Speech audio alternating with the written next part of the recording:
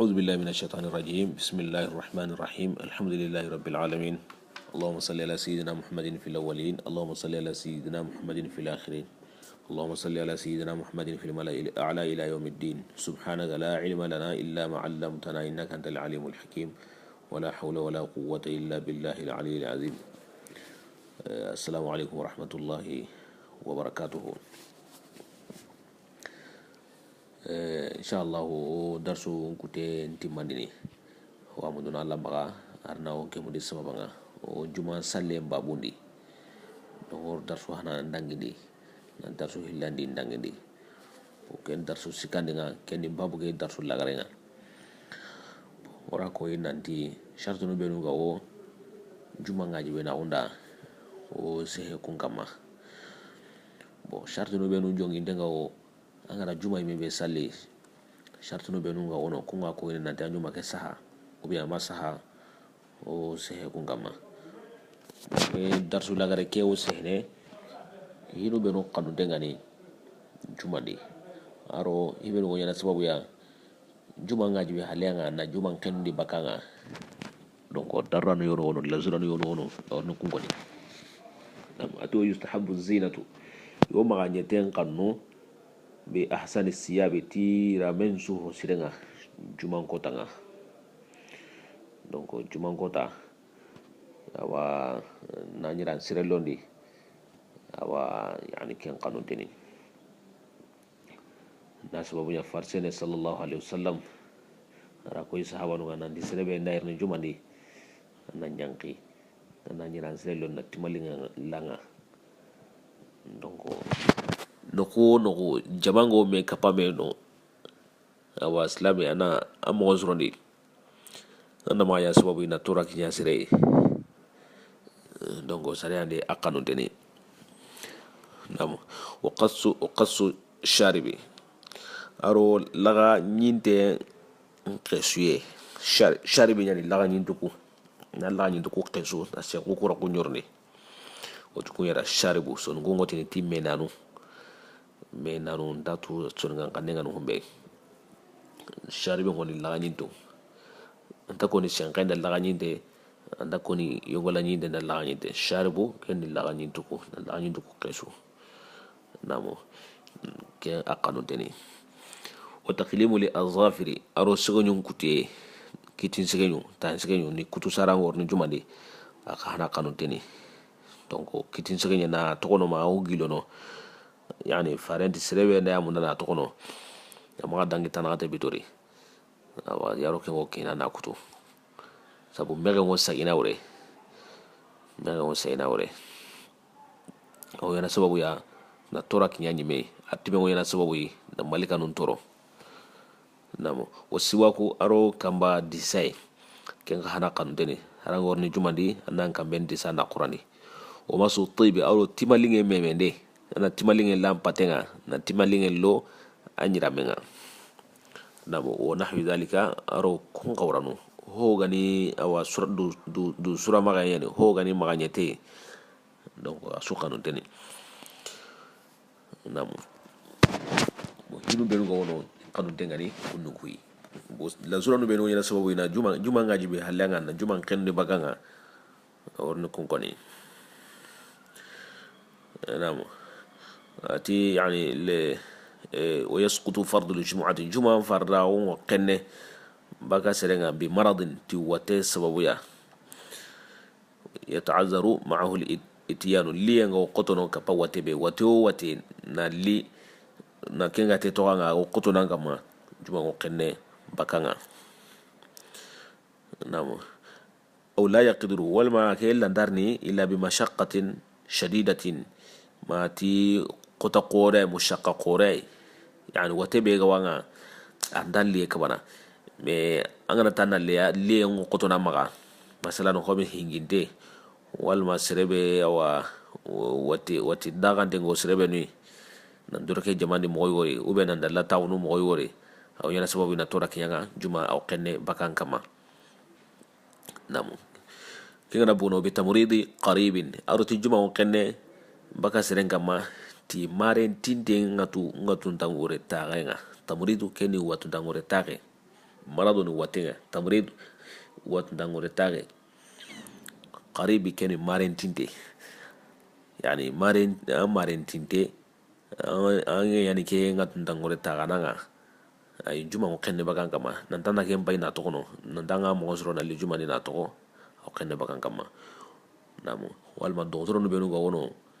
awa juma nga tinga wani ni ki pendengo ti wat ndunga do juma ko kenne bakay khana kama namu o bi khawfi zalimin aro juma ko kenne baka seren kama ti to nyongudana kanne yuzi ken to nyongudana go wan toro no fi malihi anna burendi aw nafsihi walma wan toro no nyongindi namu awa to nyongudana wono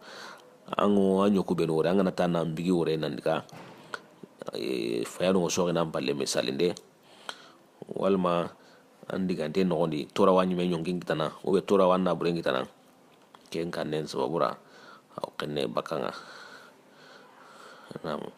aw khawfi narin walma yimben kanen sababura aw sarikhin walma fayanan kanen sababura donc kusu ko ma don yana sababu na juman kandi ke wala ni agara ho ko yere ubi aga ho ko yere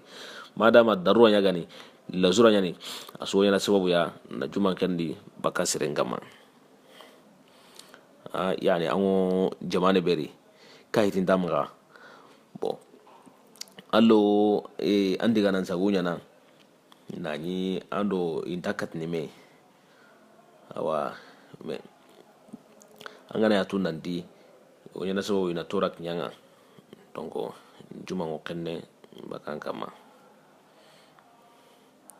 nam au habsi al-ghurama'i lahu wal matabul lemu ngasoroe adangani habsu kendi kasoroe wotinti hubusi ke ngorani kasoroe lahwara wandi tambonu ngangenga itu garu sentanda donc anganta wale kuredi iwo mungunanga me angane to walli jama ko moranunga iwan pitunu iwonya na sababu na la kenta garo tamboge donc ken kanen sababura njuma ko kenne bakanga kenati aw habsul urama o be tambore mun kasore la huwa kenda wandi tambono nyana kannenga donc ina to kangali jama ko moranunga ayana sababu ya on problème kitana njuma ko kenne bakanga me wa huwa mu'sirun anani ani korenta ire tambono ku tuwaru sentanda wandi tambono beno ga wanga tuwaru se wanda ambari tambono nya tukana bakhira on sababura nonga awa igana ngari walo no kasonga kenta juma kan bakanga namu kenga na bukunonga obil wahli al kasiri juma kanne ti lote gabenga al wahlu lote har kame ganda kamana li yani kameli giluri ube kameli gili awa wuce baka melote yanari donc kango yana sababu ya na juma kanundi wal matari shadidi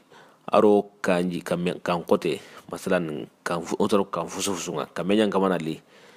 kamebe gani kan fusufusu kan kote yani donc yana sababu ya kan kore yana sababu na juma kanundi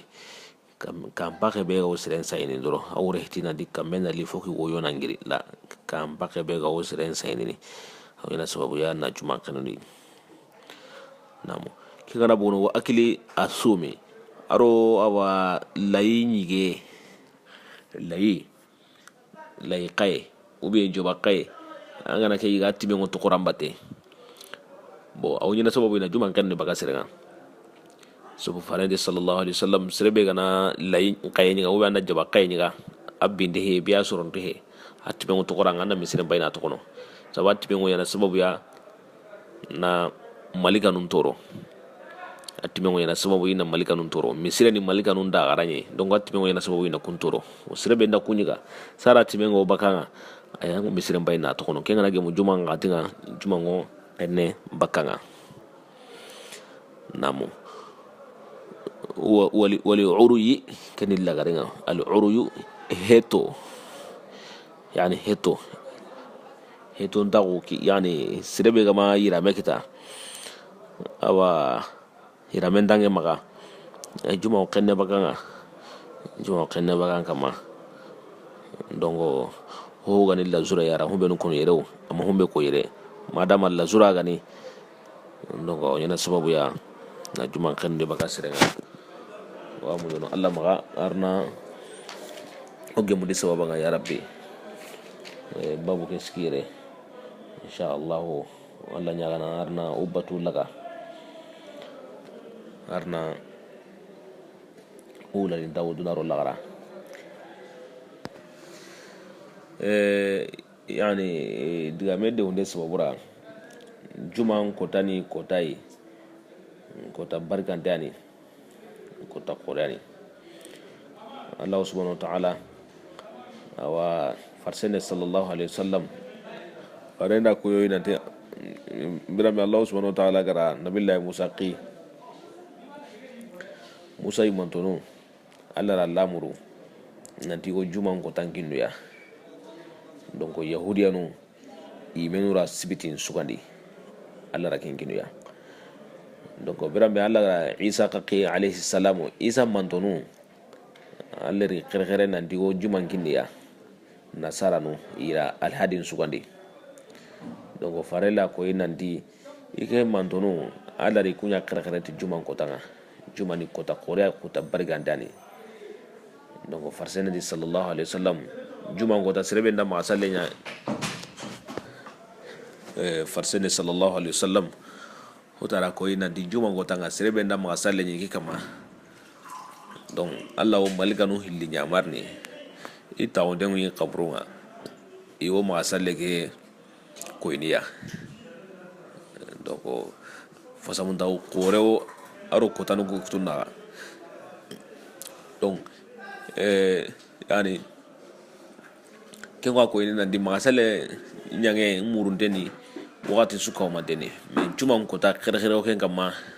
dina ta kotanu gutunga donc sabu wakati o kitene juma ngotandi awa kenga atini duma ujabi ngatinya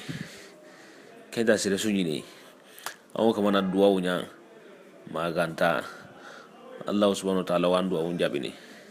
ke leri akitene juman gota nyari wa Shamar Tijani radiyallahu anhu akenda ko yinanti ke leri ni juma leri lagare juma ngati lagare kin sabura kendi wazifa awa hadara ranya na gemudi kina yani bi amrin min ar-rasul sallallahu alaihi wasallam arena nyamari nanti ageme kin ngati ay inshallah wa mun Allah ba harna bati do dangani inshallah harno do wonu jabini bijahi nabiyil mustafa sallallahu alaihi wasallam اللهم صل على سيدنا محمد وعلى آل سيدنا محمد كما صليت على سيدنا إبراهيم وعلى آل سيدنا إبراهيم وبارك على سيدنا إبراهيم وعلى آل سيدنا إبراهيم وبارك على سيدنا محمد وعلى آل سيدنا محمد كما باركت على سيدنا إبراهيم وعلى آل سيدنا إبراهيم في العالمين إنك حميد مجيد صلاة كاملة مستغرقة لجميع الصلوات المصلين عليه من الأزل إلى الأبد وسلم عليه سلاما تاما عاما شاملا كذلك وعلى آله وصحبه وسلم والسلام عليكم ورحمة الله وبركاته.